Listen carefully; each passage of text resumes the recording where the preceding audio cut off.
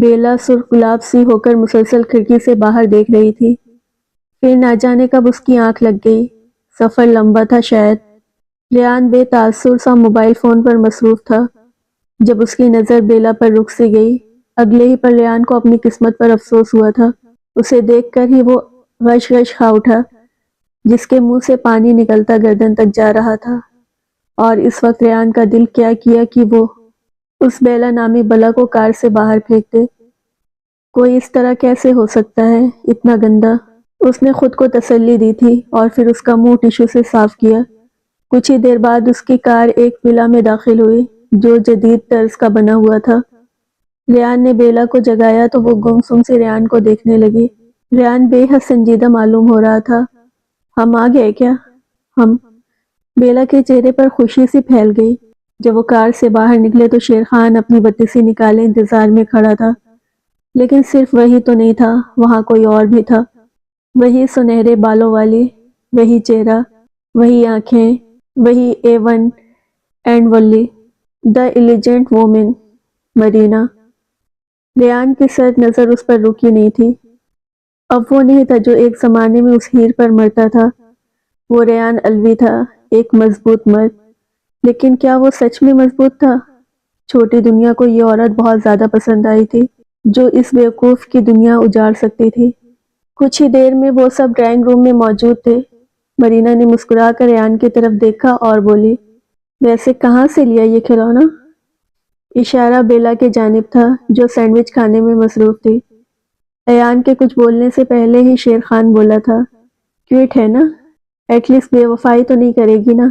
کیوں ریان؟ ریان سرد آنکھوں سے مسکرایا، ہاں ویری فنی۔ مرینا کو تو مانو آگ ہی لگ گئی تھی۔ اگر کوئی چھین لے گیا تو پھر؟ اتنے میں ایک جاندار آواز گونجی تھی، O M G, I can't believe you're here. سالہ نوجوان جو ریان کے برابر کا حسین تھی۔ مائی برو لو یو۔ ریان بھی اس کے ساتھ گلے ملا تھا۔ Bella, he is my cousin Haris. Hello Haris, یہ آپ کی بھابھی۔ حارث مرینا کا بھائی تھا۔ آپ مجھے ہیری کر سکتی ہیں بھابھی۔ اتنی چھوٹی بھابھی؟ ہیری نے دوستی کا ہاتھ بڑھایا تھا جس کو بیلا کے چھوٹے سے ہاتھ میں تھاما تھا۔ ریان کی نظر بے اختیار اس کے چھوٹے شفاف ہاتھوں پر گئی تھی جو کچھ لمحے قبل کسی اور کے ہاتھ میں تھے۔ کیا کچھ نہ تھا اس نظر میں؟ بھابھی آپ آرام کر لیں، تھک گئی ہوں گی۔ ریان بیلا کا ہاتھ تھامے اسے اپنے کمرے میں لایا تھا۔ بیلا کنفیوز سے اسے دیکھ رہی تھی، مانو پوچھ رہی ہو کیا مسئلہ ہے۔ گو واش یور ہینڈ۔ وہی سرد لہجہ، میرے ہاتھ تو صاف ہے، دیکھیں۔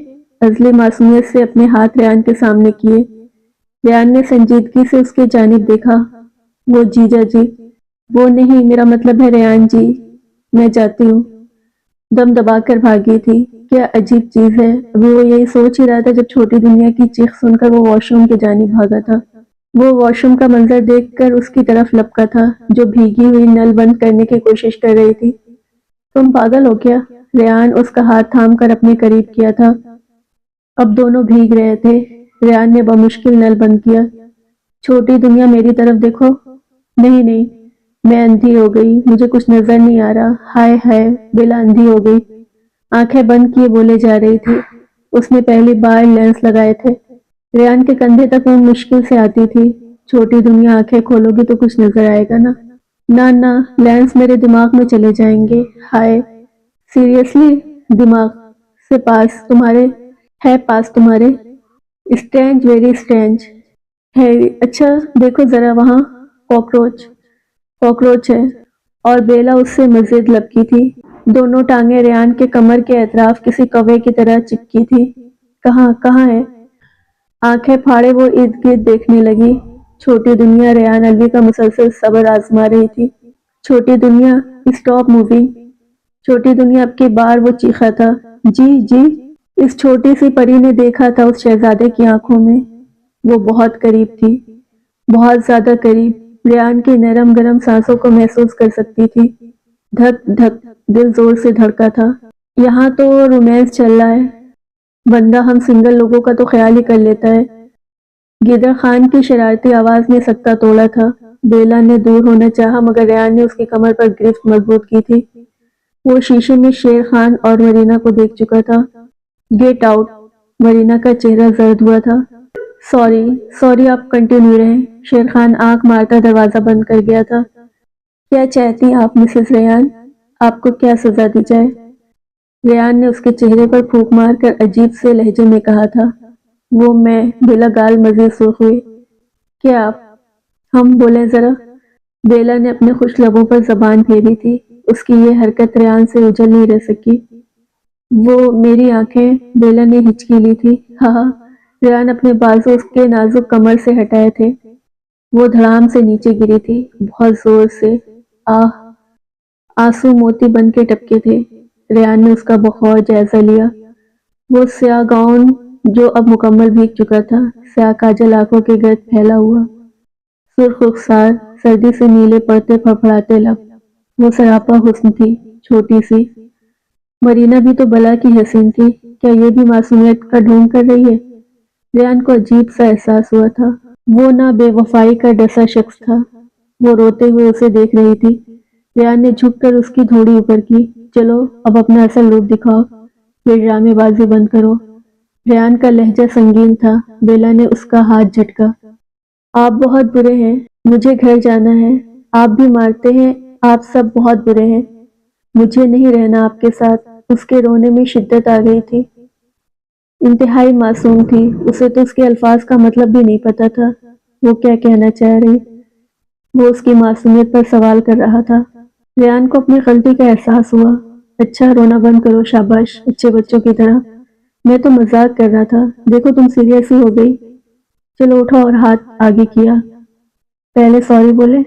معصومانہ خواہش کی گئی۔ سوری؟ سوری کی جگہ اگر میں آپ کو آئس کریم کھلاؤں تو؟ ریان نے بہت نرمی سے کہا، اتنی نرمی سے کہ اسے خود بھی یقین نہیں ہوا۔ ریان نے پری کی سیاہ آنکھوں میں دیکھتے ہوئے اضافہ کیا، چوکو اسکوپ۔ بیلا نے انگلی اپنے گال پر رکھتے سوچا، پھر ایک ڈمپل اس کے گال پر نمودار ہوا۔ وہ اس وقت اتنی کیوٹ لگ رہی تھی کہ ریان کا دل کیا کہ وہ اسے کھا جائے۔ آئس کریم شیک بھی؟ اوکے، ریان نے فوراً اثبات میں سر ہلایا۔ چھوٹی دنیا نے اپنا ہاتھ ریان کے ہاتھ میں دیا۔ اب میں کیا پہنوں جج؟ مطلب ریان جی، تم ایسا کرو، یہ لیئر اتارو پہلے۔ تم ایسا کرو، یہ لینس اتارو پہلے۔ پر میں کیسے اتاروں؟ مجھے تو نہیں آتا، بہت بے چارگی سے کہا گیا تھا۔ ریان چلو اب یہ بھی تم کو ہی کرنا پڑے گا۔ کیا کروں میں؟ You never lose Marina, you have to win him again. Perfume کی بوتل زور سے زمین پر دے ماری۔ وہ کوئی پاگل لگ رہی تھی۔ ہاں ریان، لیٹس سی میں اس بچی کے ساتھ کیا کرتی ہوں۔ ہاں دیکھتی ہوں تم مسٹر ریان اسے پھر کیسے قبول کرتے ہو۔ اس نے سوچ لیا تھا اسے کیا کرنا ہے۔ ریان کو خبر مل چکی تھی کہ دادا جی گھر نہیں ہے، اس لیے وہ اب جانے کی تیاری کر رہا تھا۔ وائٹ شرٹ اور جسم ہمیشہ کی طرح غضب ڈھا رہا تھا، اوپر سے پرفیوم کی خوشبو اور سنجیدگی سی سرد آنکھیں۔ وہ بال بنا کے پلٹا تو چھوٹی دنیا اپنی بڑی بڑی سی آنکھوں سے منہ کھولے اسے ہی دیکھ رہی تھی۔ جینس کے اوپر سفید شرٹ، چہرے کا طواف کرتی زلفیں اور اوپر چھوٹے سے منہ پر ہیری پوٹر اسٹائل کی اینک۔ سادگی میں بھی قیامت تھی۔ ہینڈسم ہونا؟ ماشاء اللہ بہت۔ وہ بے خیالی میں بول رہی تھی۔ ریان مسکراتا اس کے پاس آیا، جو ابھی تک معصومیت سے اسے دیکھ رہی تھی۔ کیا ہوا؟ ہم؟ وہ یہ بند نہیں ہو رہے۔ اپنی کلائی ریان کے سامنے کی۔ ریان نے فوراً سے بٹن بند کر دیے۔ چلیں اب گھر؟ نہیں، ہم تو دادا جی سے ملنے والے تھے نا۔ ملنے والے تھے مگر اب وہ گھر پر نہیں ہیں، اس لیے ہم اگلے ہفتے آئیں گے۔ ریان نے چہرے پر بکھرے بال کانوں کے پیچھے کرتے ہوئے بتایا۔ ریان کے جذبات وہ کہاں سمجھ سکتی تھی۔ دستک پر دروازہ کھلا تھا اور شیر خان دانت نکالتا اندر داخل ہوا۔ یار بس کرو، رات کے لیے بھی کچھ چھوڑ دو۔ کیوں ہماری معصوم بھابھی کو اتنا تنگ کر رہے ہو؟ اور آنکھ دبائی۔ ریان کا دیکھنا تھا وہ فوراً لائن پر آ گیا۔ میرا مطلب ہے بھابھی کو بھوک لگی ہوگی، جلدی سے لنچ پر آ جائیں، سب ویٹ کر رہے ہیں۔ ہاں آپ ٹھیک کہہ رہے ہیں، مجھے سچ میں بھوک لگی ہے، چھوٹی دنیا ازلی سادگی سے بولی۔ ریان کا دل چاہا وہ سر پیٹ لے۔ گیدڑ خان نے انتہائی کمینگی سے ریان کو دیکھا تھا۔ لنچ کے دوران شیر خان نے ریان سے پوچھا، برو یہ تمہاری گردن پر کس چیز کا نشان ہے؟ مرینا کی نظر فوراً سے پہلے اس کی گردن پر گئی تھی۔ ریان نے بیلا کو دیکھا جو کھانے کے دوران ساری دنیا سے بیگانہ ہو جاتے۔ اوکے میں سمجھ گیا پر زور دیا گیا تھا۔ مرینا زہر آلود نظروں سے بیلا کو دیکھنے لگی جس کو کوئی ہوش ہی نہیں کہ وہ ارد گرد کیا ہو رہا ہے۔ حارث کی نظر بھی بار بار بیلا کے چہرے کا طواف کر رہی تھی۔ وہ تو خود سمجھ نہیں پا رہا تھا ایسا کیوں کر رہا ہے۔ شاید وہ ذرا مختلف تھی یا ہم عمر۔ تم آج میرے گھر رکو گے؟ ریان نے شیر خان کو مخاطب کرتے ہوئے کہا۔ مجھے آج رات کی فلائٹ سے کینیڈا جانا ہے۔ ویسے تو بوا ہوں گی بیلا کے ساتھ مگر پھر بھی۔ ڈن باس، مرینا مسکرائی تھی۔ دوپہر کے کھانے کے بعد وہ گاڑی میں سوار ہوئے۔ چھوٹی دنیا انتہائی بور ہو رہی تھی اور ریان فون پر کسی سے بات کر رہا تھا۔ کبھی وہ اپنی اینک پیچھے کرتی، کبھی باہر دیکھتی تو کبھی ریان کو۔ تھوڑی دیر میں ریان نے پوچھا، آپ کے گریڈ کیسے ہیں؟ میرے گریڈ؟ ہاں، اسکول میں تمہارے گریڈ۔ ایلیوس کر رہی تھی نا آپ؟ بیلا کو مانو سانپ سونگھ گیا۔ اٹس نارمل، وہ مشکل سے بول سکی۔ کلاس میں تمہارا رینک کیسا ہے؟ اس نے شرم سے نگاہ نیچے کی۔ آپ مجھ سے یہ سوال کیوں پوچھ رہے ہیں؟ سچ پوچھے تو پڑھائی میں اچھی نہیں تھی اور ریاضی سے تو اس کی جان جاتی تھی۔ ریان نے اس کے بدلتے تاثرات کو دیکھا۔ میں سمجھ گیا اور مسکراہٹ دبائی۔ جب آپ دادا جی سے ملے اگر انہوں نے آپ کے گریڈ کے بارے میں پوچھا تو کہنا آپ کے گریڈ اچھے ہیں۔ بیلا مسکرائی اور کہا، اگر دادا جی کو میں پسند نہیں آئی تو کیا میں گھر جا سکتا ہوں؟ ریان کا چہرہ سنجیدہ ہوا۔ اس نے جواب نہیں دیا۔ تمہارا کیا خیال ہے مسز ریان؟ گہری دلچسپی سے اسے دیکھا۔ مجھے لگتا ہے جس سے آپ کی شادی ہونی تھی وہ میں نہیں بلکہ میری بہن تھی۔ تو ہو سکتا ہے کچھ بھی، اس سے کوئی فرق نہیں پڑتا۔ آپ ایک ہی خاندان سے ہیں نا؟ ہاں، یہ تو میں نے سوچا ہی نہیں۔ سوچتی بھی آپ ہیں، ریان نے دل میں ہی کہا۔ اچھا میری طرف دیکھیں۔ اپنے چھوٹے سے ہاتھوں سے اس کا چہرہ اپنی طرف کیا جیسے کوئی چھوٹا بچہ اپنی طرف توجہ کرنا چاہتا ہو۔ اس نے خاموشی سے اس کی طرف دیکھا۔ ایک اور سوال؟ حکم کریں۔ وہ اسے دیکھ کر مسکرائی اور اس کے منہ کے کونے پر ڈمپل نمودار ہوئے۔ ریان مکمل طور پر مسحور ہوا۔ میں اب آپ کے ساتھ رہوں گی۔ کیا آپ مجھے پاکٹ منی دیں گے؟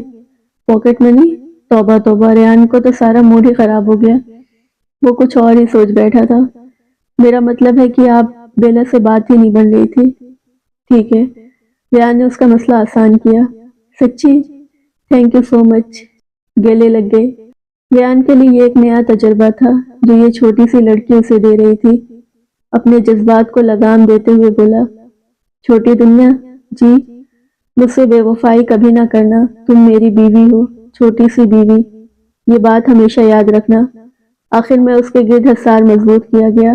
نہ جانے کیوں آج عجیب سا لگ رہا تھا اسے۔ پھر وہ اس کی گود میں ہی سو گئی۔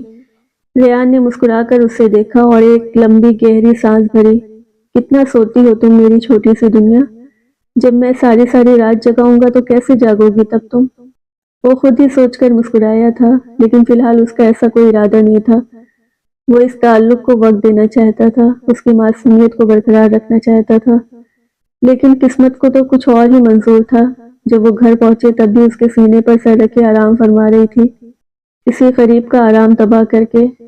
ریان نے چھوٹی دنیا کو اٹھایا اور برائڈل اسٹائل میں اس کے کمرے میں لے گیا۔ یہ منظر بوا سمیت دیگر ملازموں نے بھی بطور دیکھا تھا۔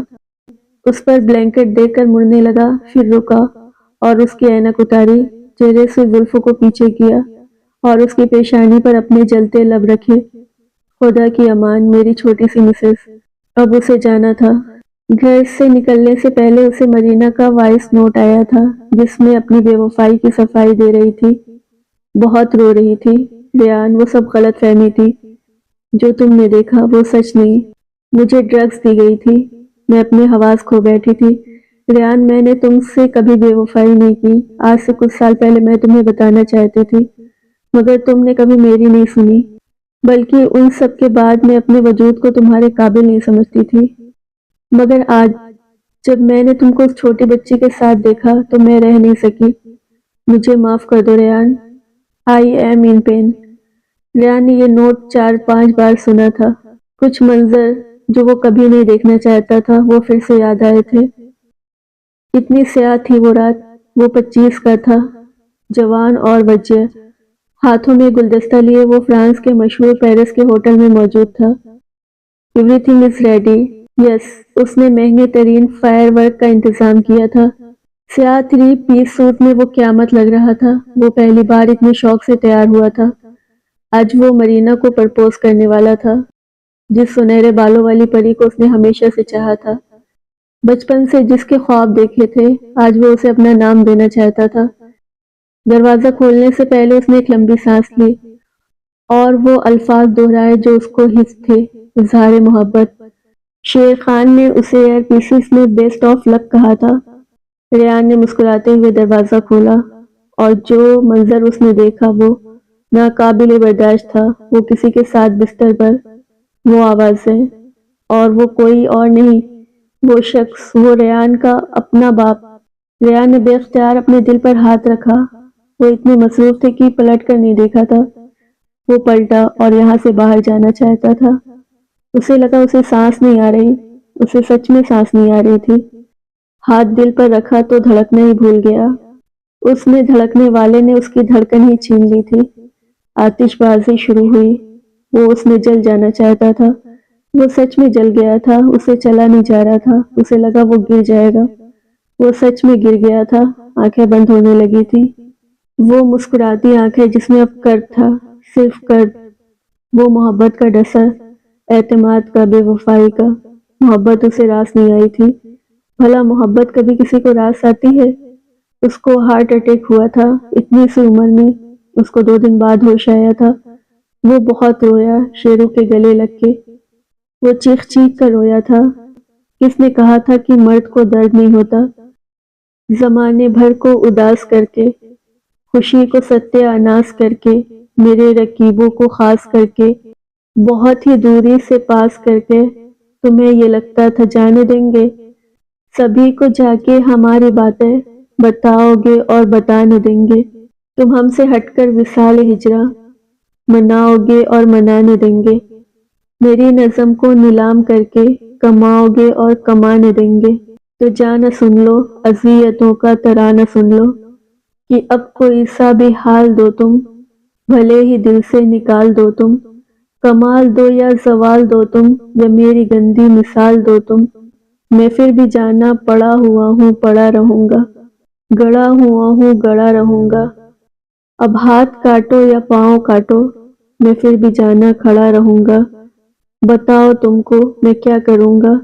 میں اب زخم کو زبان دوں گا، میں اب اذیت کو شان دوں گا، میں اب سنبھالوں گا ہجر والے، میں اب سبھی کو مکان دوں گا، میں اب بلاؤں گا سارے قاصد، میں اب جلاؤں گا سارے حاسد، میں اب تفرقے کو چیر کر پھر میں اب مناؤں گا سارے فاسد، میں اب نکالوں گا سارا غصہ، میں اب اجاڑوں گا تیرا حصہ، میں اب اٹھاؤں گا سارے پردے، میں اب بتاؤں گا تیرا قصہ۔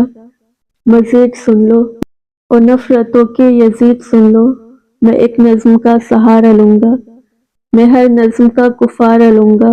اگر تو جلتا ہے شاعری سے تو یہ مزہ میں دوبارہ لوں گا۔ میں اتنی سختی سے کھو گیا ہوں کہ اب سبھی کا میں ہو گیا ہوں، کوئی بھی مجھ سا نہیں ملا جب خود اپنے قدموں میں سو گیا ہوں۔ میں اب اذیت کا پیر ہوں جی، میں عاشقوں کا فقیر ہوں جی، جو بھی ہوں اب اخیر ہوں جی۔ چھوٹی دنیا کی جب آنکھ کھلی تو وہ خود کو بستر پر پا کر ذرا حیران ہوئی۔ وہ شٹ، بلا، ریان جی تو چلے گئے ہوں گے، اور وہ چاکلیٹ جو مرینا نے دی تھی وہ کہاں ہے؟ کہیں اس مسز ہیڈسن کے ہاتھ تو نہیں لگ گئی؟ نہیں یار، اس نے تو زیادہ میٹھا کھانے سے منع کیا تھا۔ اب کیا کروں؟ بیلا کو ہر وقت کھانے پینے کا ہی خیال رہتا تھا۔ اس کو محبت تھی تو صرف کھانے سے اور اسموکی سے۔ پھر اس نے بیگ میں دیکھا تو چاکلیٹ کا باکس اس میں تھا۔ اس کی بڑی سی آنکھیں چمکی۔ جب وہ نیچے گئی تو شیر خان پہلے ہی وہاں بیٹھا تھا۔ ارے آپ پھر آ گئے؟ بیلا نے زبان دانتوں تلے دبائی۔ گیدڑ خان تو بیچارہ اسے دیکھتا ہی رہ گیا تھا، جو بے پرواہ سی سنہری شلوار قمیض میں پڑی لگ رہی تھی۔ بیلا بھابھی، کتنی غلط بات ہے۔ کیا غلط بات ہے؟ بھلا گھر میں آئے مہمان کے ساتھ کوئی ایسا کرتا ہے؟ اس نے افسوس سے اسے دیکھا جو وہ بے پرواہ سی چاکلیٹ کھانے میں مصروف تھی۔ اس نے سادگی سے اس کو دیکھا، پھر بولی، مہمان آپ مہمان تو کبھی کبھی آتے ہیں نا، آپ تو ماشاء اللہ سے۔ کیوں بوا، صحیح کہا نا؟ اور آنکھ دبائی۔ ہاں ہاں بھابھی آپ تو بہت تیز ہیں، شیر خان نے شرمندہ سا ہوتے ہوئے کہا۔ بیلا بھی مسکرا دی، وہ اسے تنگ کر رہی تھی۔ بیلا ایک بات تو بتائیں ذرا، کون سی چاکلیٹ کھا رہی ہیں آپ سے مطلب؟ اور جلدی سے اٹھ کر اپنے روم میں گئی تھی۔ شیر خان کو کچھ عجیب لگا تھا، بہت عجیب، ایک چاکلیٹ ہی تو تھی، مگر چلو چھوڑو شیر خان، تمہاری قسمت میں بھی بے عزت ہونا لکھا ہے۔ رات آج بہت سیاہ تھی، راتیں تو اکثر ہی سیاہ ہوتی ہیں۔ بیلا کو عجیب سا کچھ ہوا تھا، اتنی سردی تھی آج، پھر بھی اس کو اچانک سے شدید گرمی لگنے لگی تھی۔ اس نے کھڑا ہونا چاہا مگر ٹانگیں کانپ رہی تھی، اسے سخت پیاس کا احساس ہوا۔ مجھے کیا ہو رہا ہے؟ دوسری طرف مدینہ شراب کا گلاس لیے مسکرا رہی تھی۔ اب پتہ چلے گا ریان تمہیں، جب تمہاری بیوی کسی اور کے ساتھ۔ تیسری اور آخری قسط دیکھنے کے لیے چینل کو سبسکرائب کریں۔ ملتے ہیں نیکسٹ ویڈیو میں، اپنا خیال رکھیے گا، تب تک کے لیے اللہ حافظ۔